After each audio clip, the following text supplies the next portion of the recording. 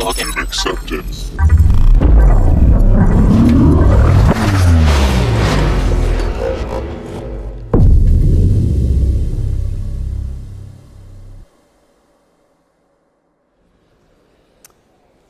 All right, good morning. Welcome to the session on refactoring, how to approach refactoring. My name is Venkat Subramaniam. I want to talk about some of the things that maybe we know, but we don't do often. So I want to start by really saying knowing is not equal to doing. This is one of the things I've realized over time is we have a wealth of knowledge between us, but oftentimes we get overwhelmed with what we do. And we can maybe step back a little bit, rethink about what we do, and apply some ideas, and we can actually improve on what we do. So that's my real emphasis here, is to really revisit lessons I've learned over the past several years, and how we can maybe rethink about it and apply in what we do. So let's talk about what we're going to do in this session, and also what we will not be doing. So I'll be covering quite a bit of the basics of how do we really approach refactoring, what are the practices we can follow to get better at it. But what I will not cover here is a laundry list of refactoring techniques. The reason I won't cover the laundry list of refactoring techniques is twofold.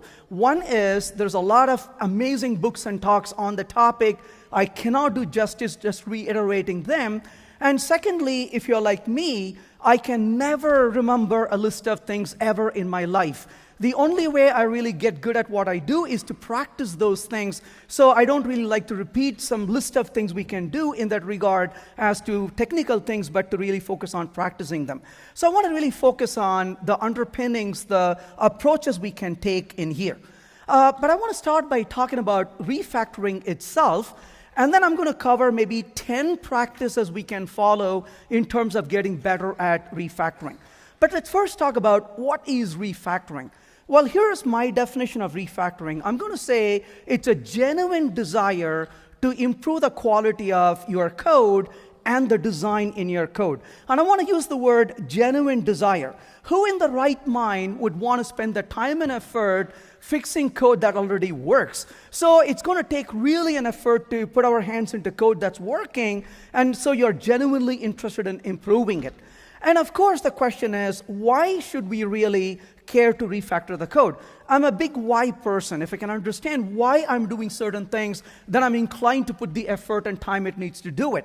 So I'm going to say the primary reason I want to refactor the code is you cannot be agile if your code sucks. And essentially, you're sitting down in a meeting, you're having a conversation, and they are talking about making a change to this XYZ module. And you realize the last time your team touched the XYZ module, they couldn't go home for the weekend. You're going to convince them not to change this particular code. So if you want truly agility and you want to be able to modify software along the way, you need to have the code maintainable. So it really requires us to refactor it along the way. And so with that said, you say, but wait a minute, we already are under time pressure. Why would we want to spend the time and effort to modify code that already works? And so doesn't it take more time?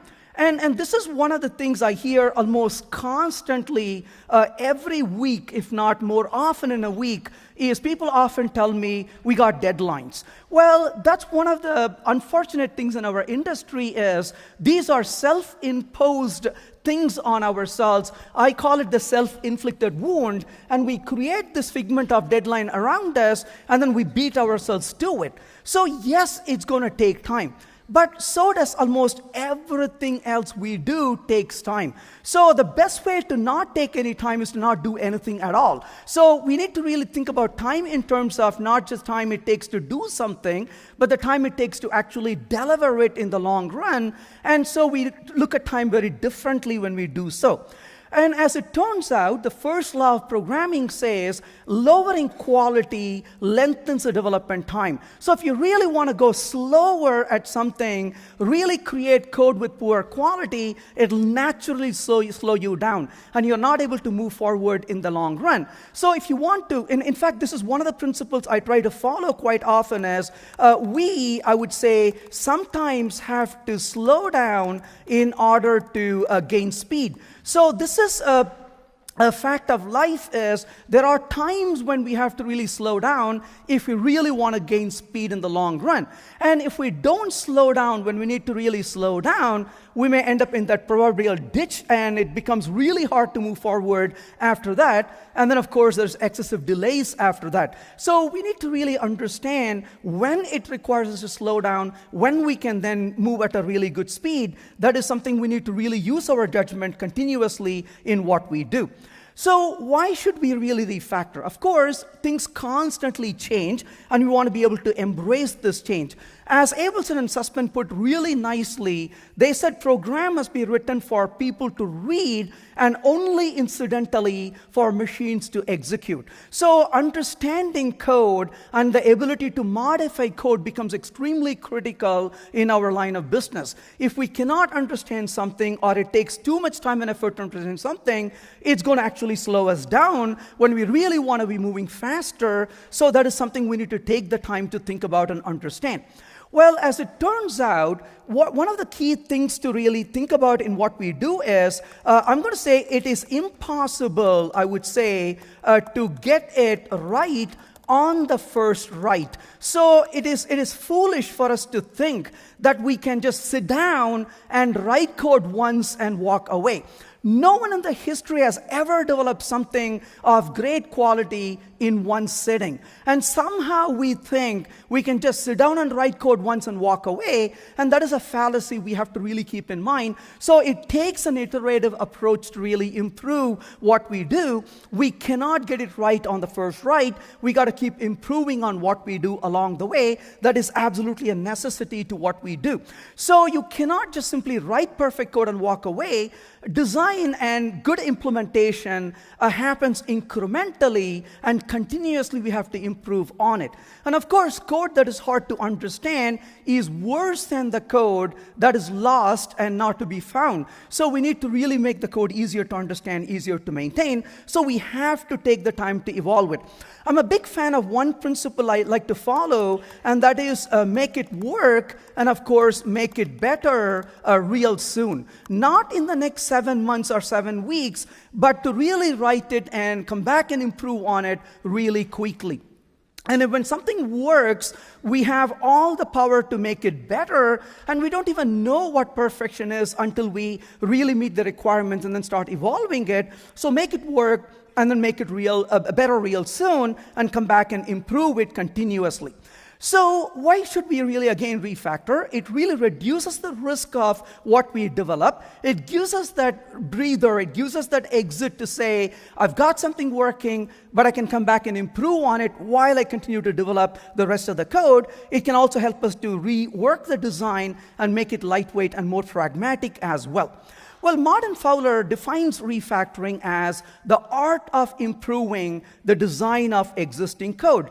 And I think he chose the word really wisely. And I want to really underline the word he chose. This reminds me of an experience I had with a client. I was working with them, and their director came and said, "Can I talk to you in my office?" So I walked over to his office, and I sat down, and he said, "Well, I have a request for you. When you talk to my team, I want you to use the word engineering, and please don't use the word art when you are here." And I told him, I'm sorry, I cannot lie to them. Well, part of what we do is engineering, but part of what we do is art as well. And I think Martin Fowler chose the word very wisely to say it's the art of improving the design of existing code. It's not the science, it's not the engineering, it's not the mathematics, not the technique, but it's an art because we have to improvise quite a bit. And that is the emphasis we need to keep in mind. There is no one right answer to really how to actually do this. He says the process of changing a software system, in a way, it does not alter the external behavior of the code, and at the same time, it improves the internal structure of the code. And this is when we got to be careful about using the word refactoring as well. When you refactor the code, it doesn't do anything different. That is one of the key things to remember is refactoring is the code does not do anything at all different. It just does it, you could say, differently. So essentially, you are really interested in not modifying what the code is doing. You're interested in modifying how the code is doing what it's already doing. So that is the essence, is really to make sure that we retain the behavior of the code, but change its internal structure and the design within the code as well. So we have to, of course, strike a balance. It's important to avoid the tendency to say, I've got to refactor a code because I didn't write it. That is a dangerous situation to be in. So ask the question, why do you want to refactor a piece of code? What's the benefit, but what are the consequences as well? Get a second opinion. Ask a colleague, hey, I'm going to refactor this code. What do you think about it? Is it worth the effort? Sometimes it is, sometimes it's not. And it's a great idea to pair with somebody than soldiering alone, because that reduces the risk of us doing it as well. But it is something that takes a lot of time, takes a lot of effort, and depending on how messed up the code is, it can take a lot more effort as well. So yes, it is hard. But a lot of other things in life is really hard as well. Driving is hard. I remember the time when I had to learn driving. It freaked out the entire city of the residents I was in, because they were scared I'm on the road driving. Speaking is hard. It takes effort and practice to come out and speak. For a lot of us, socializing is hard, and so on. So a lot of things are really hard for us, but we got to get better at it. We can practice to get better at it. So the first is not to be fearful of those things. As FDR said, the only thing to fear is the fear itself. So get over the fear. Ask the question, why are you reluctant to really make a change, and address those fears oftentimes. So essentially, where does the fear come from? Well, one of the reasons we fear is, what if we break what already works? That's a genuine fear we have. You have a code that is working, you modify the code to refactor it, now they find bugs in it. That can be very embarrassing. I'm a big fan of writing the code in functional style. I cannot tell you how many times I would look at a piece of code written imperative and tell my team, oh, look, this can be beautiful and expressive and very easy to understand if you write the code in the functional style. And I would modify the code in functional style, and then, of course, I would run existing tests, and I will notice some of the tests actually break. What good is a change if it doesn't pass the requirements after all? And that's when I will begin to realize I didn't fully understand the imperative style code I was trying to refactor. So that fear is very genuine, but we need to have things to really address that fear. Is the change worse than the original code? That's a genuine fear to have as well. And we all really are, hate to be embarrassed, and so it's easy to leave things as it is. Well, essentially, we need to really think about how can we really address some of those fears.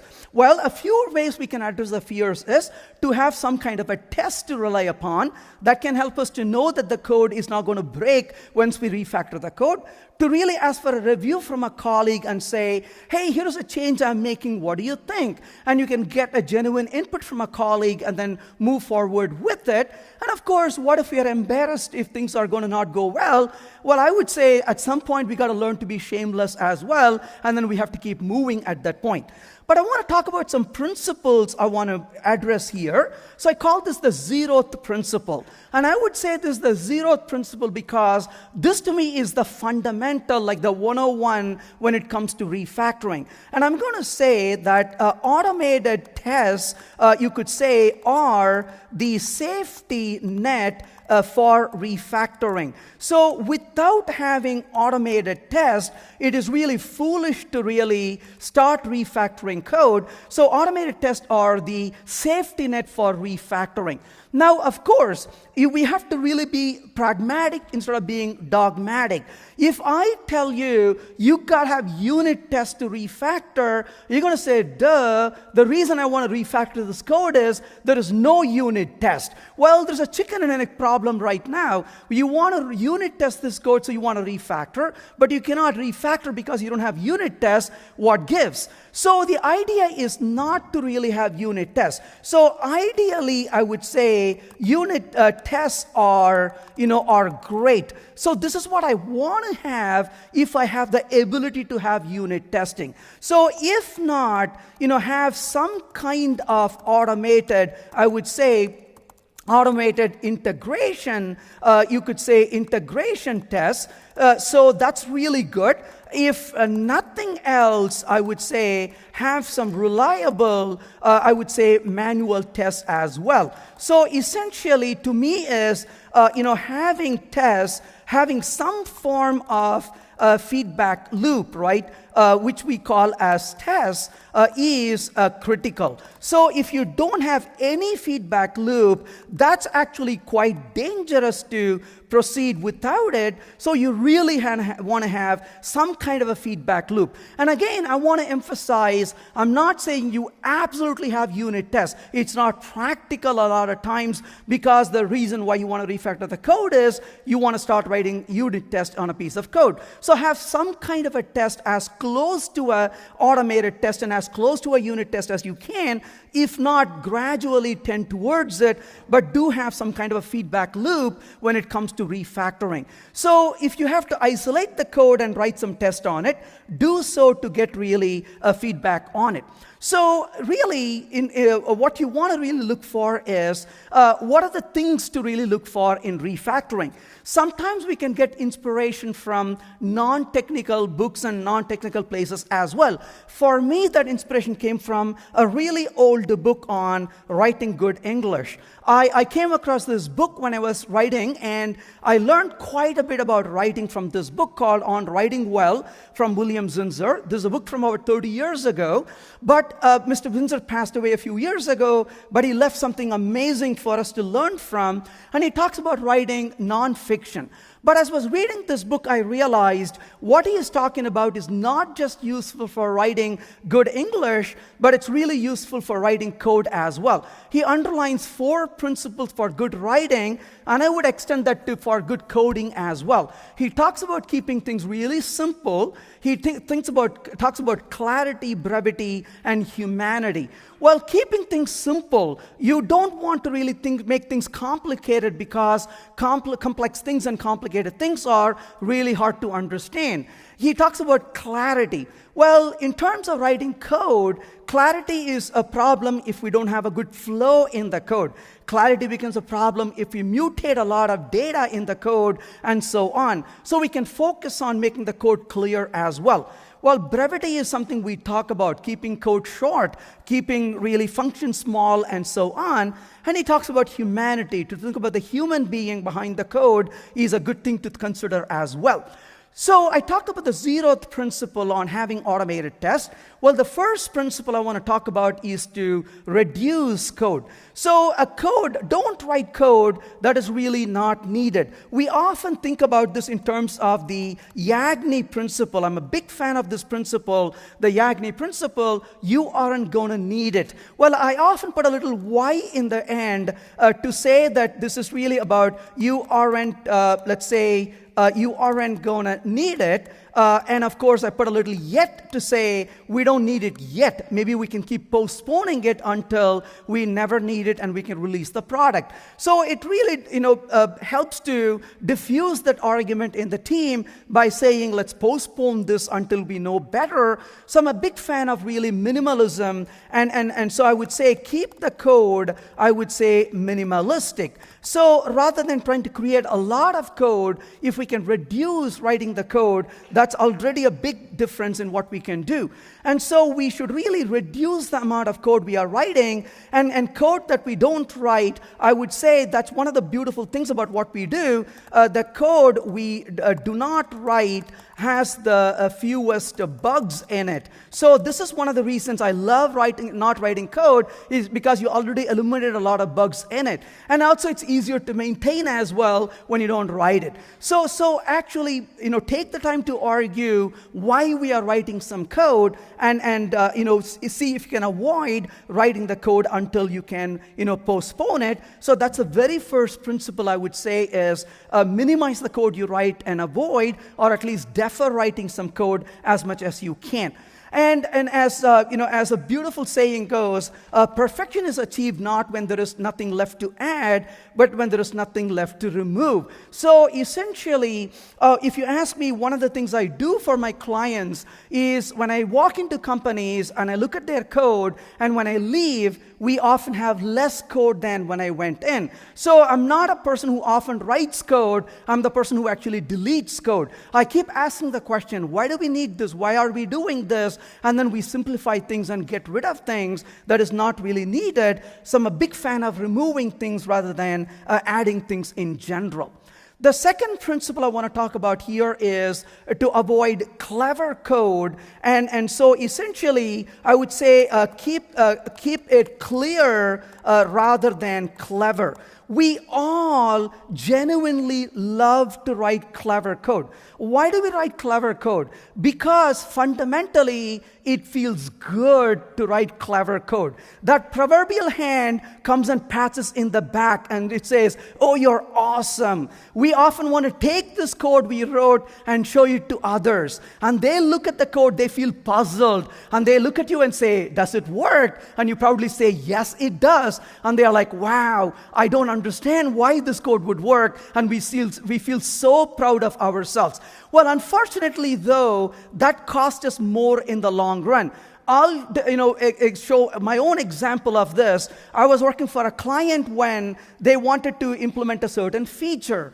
And I looked at this and I said, it's going to take me 10 minutes to write this code, but I don't want to do that. I don't want to solve the problem. I want to solve the mother of all problems. I'm going to solve this so beautifully that it'll solve not a problem, but a pattern of problems. So I took an hour, wrote the code in such a generic way, and honestly, I had this feeling of getting up and hugging myself. Oh, this is so awesome, Venkat, you're so wonderful. Well, about 3 weeks went by. I saw a mail exchange on the client side. Something disastrous happened in production. I looked at it, quickly responded to them saying, hey, I'm on it, I'm fixing it. And somebody in the client side said, oh, we know you can fix it because you're really good.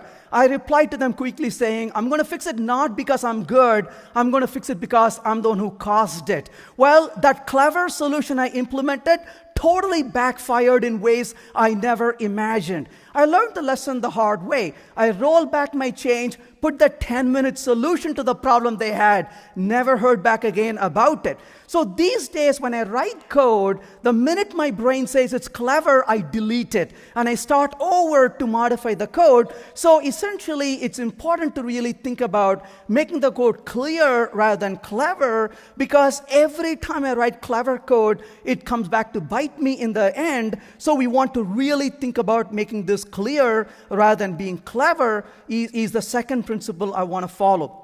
The third principle is to keep it small and cohesive. So cohesion is a very important principle we can follow. So we can say cohesion is where a piece of code is narrow, focused, and does one thing, you could say, really well. So one of the reasons to do this is to keep the change really, you could say, minimum. So, or less frequent, if you will. So that really reduces the cost of development as well. So as much as you want to, you can try to make the code really cohesive. And so focus on how you can really keep the code as cohesive as you can.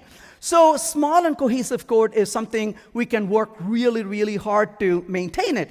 Now, as I said in the beginning, I want to really emphasize this. And that is, as I said in the beginning, knowing is not equal to doing. That is the lesson I learned quite the hard way. So let me quickly ask you a question. This is, easy to relate to. So I would say, raise your hand if you think writing long functions is a great idea. Let me see who wants to raise the hand. Not a single person I can see raise the hand. Usually there's one person in the room. That person has not come here today. Fine. So nobody raised the hand, right? So we don't believe that writing long functions is a good idea. Let me ask you a completely different question. Raise your hand if you have seen long functions at work. in the code you're working with. Now look around, right? That is called cognitive dissonance. We all know not to do it, and yet it is there. But I'll tell you why. The good news is you didn't do it. Because you just told me a minute ago you don't believe long functions are a good idea. The bad news is those who don't believe it are not here today. They are actually at work right now, making those functions longer as we speak. Tough luck, right? So the point really, yeah.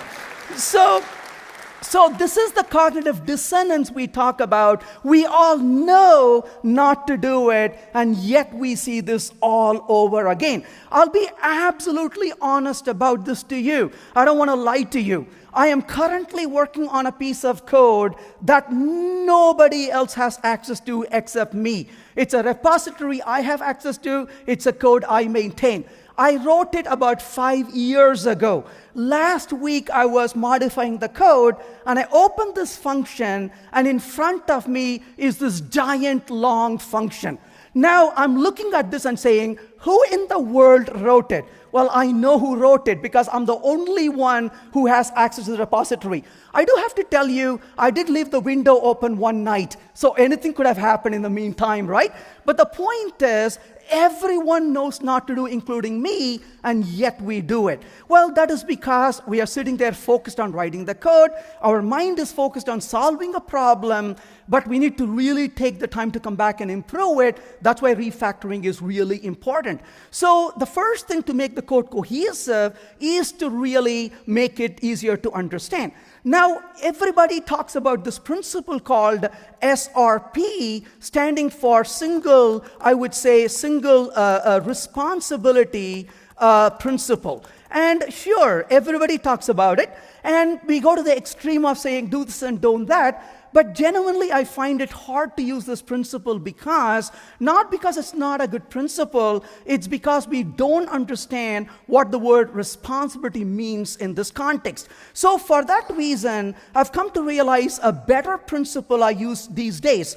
But to understand what this principle is, let me give you an example to relate back to this. So imagine you go to work on Monday, and your colleague, you know the one I'm talking about, right? The one who keeps writing long functions and doesn't listen to you.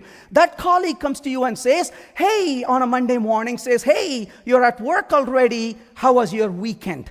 You can answer that question in one of two ways, right? So one way you can answer the question to your colleague is, so you can say, oh, my weekend at 7 a.m. on Saturday, I took the car out of the garage, drove for 3 kilometers, took a right turn, drove for 2 kilometers, took a left turn, drove for another 3 kilometers. That's when I noticed they have a detour, so I had to turn around and came back 4 more kilometers, took a right turn, it started raining, just keep going like this for a while. At some point, your colleague will say, excuse me, have you gone mad? And you say, no, I thought I'll tell you how my weekend was, like the way you write code. So the point is, we don't insult people like that, even though we may want to, right? So instead, the way you answer them is, oh, my weekend was great. I went to the park on Saturday, went to the movie on Sunday. Your colleague may say, oh, which park did you go to? Oh, the one by the main street. And your colleague says, oh, is that park family friendly? Oh, I took the entire family, the kids had a great time. Notice how the conversation is going. The conversation left away the movie. You started focusing on the park. So one detail at a time, and we dive into details incrementally. So essentially, this is how we communicate as human beings. So this, by the way, is called the SLAP, which stands for Single Level of Abstraction Principle. And I'm really a big fan of SLAP, and I believe in SLAP over SRP. Not physical slapping, no violence, but essentially, I believe the SLAP to be much more valuable than Single Responsibility Principle because it allows us to really focus on one level of detail at a time. And this leads to what's called the compose method, you could say, a pattern. So in other words, you could say delegate lower level details to lower level you could say, functions. So I find this to be a lot better, and of course, SLAP can reduce, you could say, function complexity in the long run. So I use SLAP a lot more when it comes to designing functions and refactoring functions, because it allows us to really rethink about how we structure functions in general. So that is generally a better way to avoid writing long functions, is to apply the SLAP principle, and that can help us quite a bit. The fourth principle I want to talk about is the DRY principle. I'm a huge fan of DRY, and DRY says every piece of knowledge should have a single unambiguous authoritative source of representation. So to keep things dry is extremely important. But dry, unfortunately, is not just about code duplication, though it can be about code duplication as well. So if we duplicate this code in multiple places, it becomes harder to really improve it, fix bugs, and enhance it. But it's more than really a duplication of code. It's duplication of effort as well. So when it comes to dry, it's about duplication of effort in addition to duplication of code. And I tend to look at dry a lot broader than just the code itself, but the effort. For example, if you were, I would say, team does manual verification or testing, as we call it, that is a violation, I would say, a violation of dry. So if your team is predominantly doing manual testing and manual verification, you could say that's a violation of dry as well, because we are duplicating our effort in doing so. Similarly, I would say if your team does manual deployment, if you will, that is a violation of dry as well. So it does take effort to automate a lot of these things, but it pays off very quickly when we start automating. And don't get me wrong, this is one of the powers we have as programmers, is that we can program our way out of things. Just to give you an example, I'm a big fan of wasting time automating so I can save not just a couple of seconds or minutes, but also the boredom of doing things manually. That's what hurts me the most. If I have to do things I don't enjoy, I would rather find somebody else to do it, or I want to automate the heck out of it. My recent mission to automate was about 4 weeks ago. Very simple, absolutely simple thing, right? I want to take my iPhone, I want to take a photo of a receipt so I can integrate the receipt into my pile of receipts. That to me is extremely boring, because I got to take my phone, I got to click on my computer to say, scan the document, this opens up, I got to point it, and then I got to click on it, I got to save it. I'm like, no, I'm done with that. I'm not going to do it. So it took me about an hour to find a way to automate using Apple Script. Now I'm so happy I don't have to waste my 2 seconds a day when I want to scan a receipt. I just run a script, it opens my phone, I just point to the document, it does everything else, and I don't have to manually do these things. So it's one thing to really automate, but what I get excited about is not just that automation, but the skill you develop to automate as well. And every single time I spend my time to automate, I just don't automate something. I learn the techniques of automation as well, and that really shortens my time and effort to automate in the future. It's a skill we tend to develop quite a bit also. Of course, when it comes to dry, we got to be a bit careful here. There's a lot of misconception about dry and microservices. People often ask me, oh my gosh, in microservices are duplicating all of this.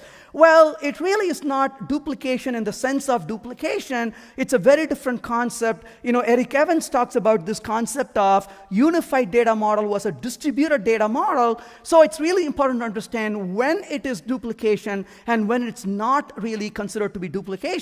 Then we have a better handle on it, so we don't misuse and misapply these principles we learn about as well. The fifth principle I want to talk about here is to eliminate dependency where you can. This is a mantra that I follow, which is knock out before you mark out. So this is something I follow quite a bit in my effort, knock out before you mark out. I cannot tell you how many times we assume a dependency is necessary, and then we write code to deal with the dependency, and it becomes a nightmare to deal with it. And we end up with what is called a marking hell, because it becomes excessive marking in the code. In fact, I would argue that this, having a lot of, I could say, lot of stubs or marks is a sign of poor design. So I'm not suggesting you shouldn't use marks and stubs. That's not what I'm saying. But if you go to using marks and stubs excessively in your code, that is a sign of poor design. So my recommendation is knock out before you mark out. So when I look at a design, I ask the question, do I really need this dependency first of all? If I do need the dependency, do I really need the dependency here? Can I move the dependency away from here so testing that particular code becomes easier? In the process, it makes the design a lot better. Sometimes it can even lead to pure functions and pure code that doesn't have to deal with the dependency at that layer. And by shifting it out, you can actually make the design a lot more lightweight and easier to manage as well. So one of the active things I do when it comes to design is not just thinking where to stub and mark, but actually where to move the code away, so I don't have to be frustrated about the dependency in that particular layer of code or in that particular context, and can come in from elsewhere. So decouple when you cannot eliminate, that's where the dependency inversion comes in. But to me, dependency inversion comes in after eliminating the dependency if possible. So that is something I try to follow quite a bit. Now, commenting is something I want to really emphasize quite a bit in here. So essentially, do not comment to cover up, I would say, bad code. Instead, refactor it. So essentially, if a code is hard to understand, don't write a comment about it. That is not a good approach to do, but instead you want to really refactor the code that's poorly written rather than trying to write a comment on it.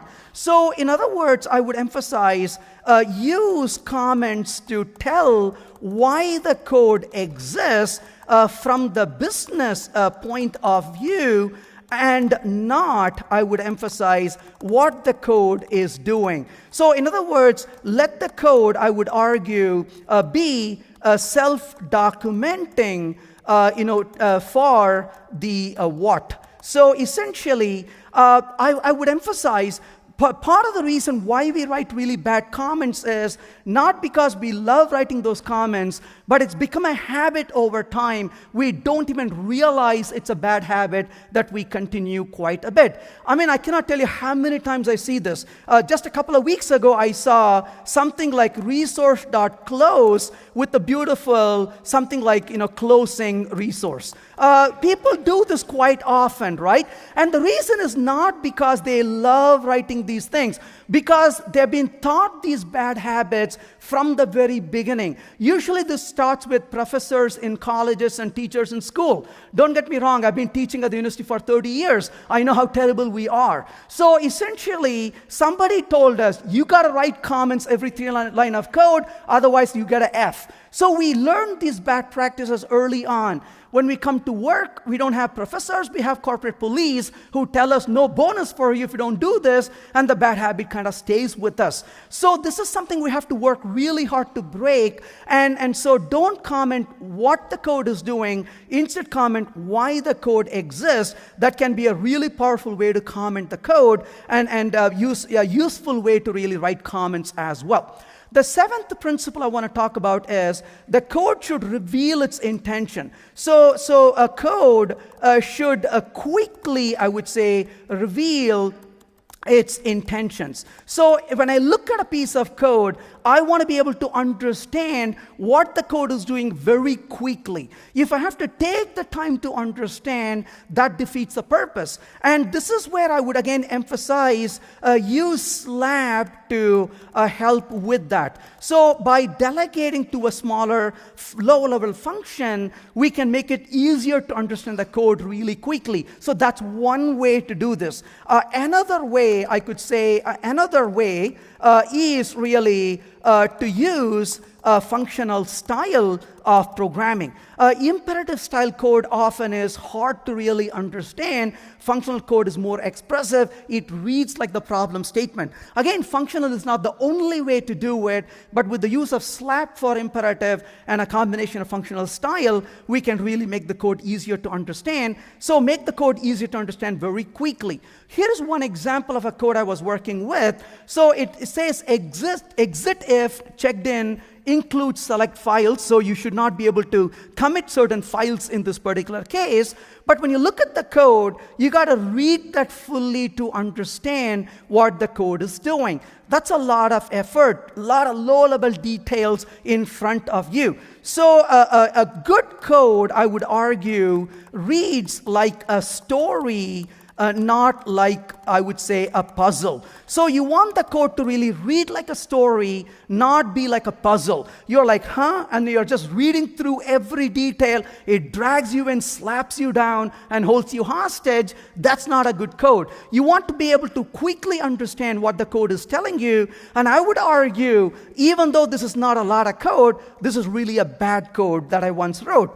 You can refactor it to say, hey, is the file valid? Well, I don't care what makes the file valid. You can look at that separately, but all that validity goes into a function rather than having to be dealt with right here. And so the code is a lot easier to understand. That's a use of Slab I talked about earlier, can reduce the complexity in code quite a bit. And in the same tone, avoid primitive obsession. We have this tendency to feel we have to write every single line of code by ourselves. And the more low-level code we write, the harder it becomes to maintain. We got to learn to live with levels of abstraction. Here's another example of one thing I wrote earlier, is spelling correct, which itself is incorrect spelling. Sorry about that. But essentially, this particular file, we get a file, and then we are looping through and finding if a word exists. That's a very low-level detail in the code. We can remove this kind of primitive obsession, for example, by saying file read lines contains word, and we can eliminate that looping in the code. So relying on declarative style of programming, relying on functional style of programming, things like that can eliminate this primitive obsession and raise the code to a higher level of abstraction, and we can work with it as well. This one is something I want to really emphasize quite a bit, and that is commit code very frequently and take small steps. Let me emphasize this. So a lot of us are using tools like Git these days, and I would say commit code really frequently. And I follow this very important rule, never receive merge hell, always give one. So essentially, I never want to get a merge hell. I always want to give a merge hell to other people. Well, if they commit code less frequently, let them suffer through it. So I want to commit code very quickly.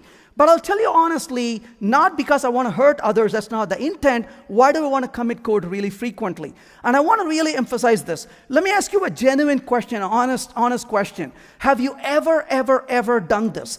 You have a piece of code, you're modified, you like what you have done in it, and then you have made changes to about 4 or 5 files, and then you decide you want to make one more enhancement. You open a file, you make some changes to it, and a bunch of files, and then you realize, darn it, I really don't want to go any further in that direction. So you want to roll back your change. So you have to open multiple files and undo the changes you made. Anyone who has ever done that before, where you have to spend time undoing? We all have done it. The ones who have not raised the hand, they're very painful about it, right? They couldn't even raise the hand about it. Everyone has done it. But about the 4th time you do it, you realize, heck, there's got to be a better way to do this, isn't it? So here's what I do. I always say this to myself, commit frequently so you can reduce the cost of undo to near zero. So this is the reason why, and that is a great way to innovate, I would say, and be agile. So essentially, I want to commit frequently to reduce the cost of undo to near zero. So when something works, I commit the code, even locally using Git. I may not push this to the server yet, but the minute I commit it, I make some more changes and I tell myself, darn it, I don't really like this change. All I have to do genuinely is just go back to the previous commit, which takes about 5 seconds for me. I don't have to think about the changes I made. So one of the reasons I commit frequently is I truly value my time. The only time I don't commit frequently is I don't want to really value my time. I don't mind wasting my time. So this is a lesson I've learned over time, is I commit frequently because it really helps me to innovate, try ideas, and move forward very quickly. And so commit very frequently as you can, and take very small steps. So frequent commits can really help us a great deal in minimizing that risk. It also gives us the genuine, a fearless way to try ideas. If it works, commit again and move forward. If it doesn't work, roll back the change and you can move forward again. You never have to sit there and keep worrying about, did I undo all the changes? Because a tool does it for you. You don't have to worry about it. You can leverage the system you have. So the 10th principle I want to talk about is keep code at one level of abstraction. I talked about SLAP earlier. This comes to the compose method pattern, so you can easily maintain the code and you can move it forward as well. So the question is now a good time to refactor? Well, just be aware of the general smell in the code and do tactical code reviews so you can genuinely identify areas of improvement and make refactoring a regular activity. So I would emphasize this by saying refactor continuously and not once in a while. So refactoring is something we have to do almost every single day. Every time we walk through the code, we want to be considering the ability to refactor and improve the code. Just a little cleanup here, a little cleanup there is a genuine effort to refactor as well. So when do we refactor? When do we not refactor? I would say do not refactor when I would say you are in the middle of fixing a bug. So I would say refactor before or refactor after. So if you're in the middle of fixing a bug, avoid the tendency to refactor it. This really comes down to discipline. We are all tempted, right? We are fixing a bug. Oh, let me make this change while I'm here. I want the refactoring to be a separate commit into the system. Pardon me, the reason I want this to be a separate commit is, in the future I may decide not to fix the bug the same way. I may roll back the change. I don't want to roll back the refactoring I did. I want to keep that really separate. So don't refactor in the middle of fixing a bug. Refactor before or refactor after.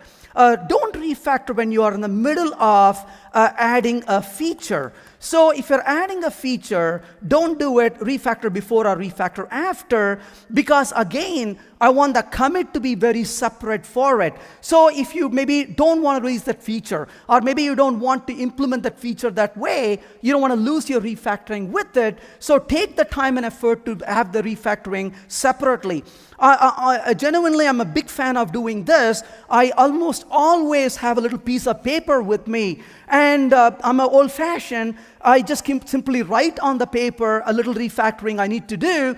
As I'm working with things, I've committed my code, I'm ready to move on to the next task. Oh, I've got about 5 minutes before I can start a meeting, or I have 5 minutes before I have to leave. Let me see if I can do that quick refactoring right now, or anytime there's an opportunity, I can look at it to refactor it. Becomes a really nice place to think about it. So the question then is, how do we really approach this refactoring? So take small steps, be continuous, aim for bite-sized improvement. Never refactor code that's not in version control, so commit continuously as you move along. So I want to wrap this up with a little flow chart that I want to talk about when it comes to how to approach refactoring. This is a lesson I've learned the hard way over time and can help us to really get better at the way we refactor the code. So the first thing is identify a code that is a candidate for refactoring. You say, hey, this seems like an interesting code to refactor. I want to really take the time to refactor it. The first question you want to ask is, does it have any test at all? Notice I'm not saying unit test, but I want some kind of a test. Unit test is ideal. Automated integration test if not. A manual test if nothing else exists. Have you have any test at all? Not really. I don't have any tests. What should I do? Well, have some kind of a test written. Again, not necessarily unit test. Any close to it you can get is great, but I would at least want to have a manual test on it, if nothing else, or an automated integration test, or an automated unit test where that's possible. So now that we have some tests, what do? Perform a small yet a useful improvement. So don't take a disruptive approach of refactoring code for several hours. You want to ask the question, how can I take these small steps to move forward? So perform a small and yet useful improvement. And ensure all your tests are passing at this time. And commit your changes right now. And then once you commit the changes, then move on to the next refactoring step and repeat it. So essentially, it's really a skill and a discipline we have to take to develop. But by following these steps, we can minimize this massive refactoring, leaving the code unmaintainable for a while or not releasable while you're refactoring. You should be able to continuously release your code in the middle of refactoring. If others are looking at the changes you are making, they can give you quicker feedback. If you're heading in the wrong direction, or if it's not ideal what you're doing, that feedback early on can save you a lot of time and effort in the long run. So have the courage to release the code continuously for others to integrate with, and make your refactoring really a very incremental process rather than a huge step that you take along the way that can help you a great deal. I hope that was useful. Thank you so much for your time. That's all I have.